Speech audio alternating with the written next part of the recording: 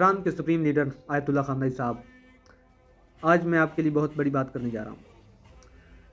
ملک پاکستان کے جتنے بڑے عالم، فاضل، قاری اور بڑے بڑے پیر صاحب، مرید اور فتوی باز آپ پر قربان، ان کی اور ہماری 100 سالہ زندگی آپ کی اس جنگ میں گزاری ہوئی ایک دن کی زندگی کے برابر بھی نہیں ہے۔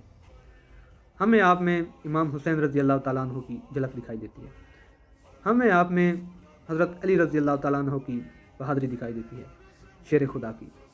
آپ کو دیکھ کر ہمیں حضرت علی رضی اللہ تعالیٰ عنہ کا زمانہ یاد آیا کہ ان کا کیسا رعب ہوگا کفار پر۔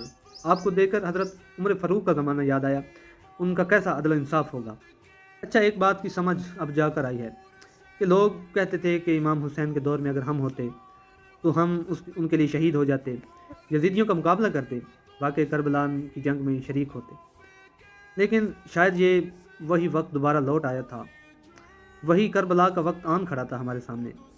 اس بات کا اب یقین ہو گیا کہ امام حسین کا ساتھ دینا کتنا مشکل تھا، وہ مشکل ہے، لیکن جو ہی اس مشکل میں جاتے ہیں حقیقت میں وہی آسانی میں ہوتے ہیں۔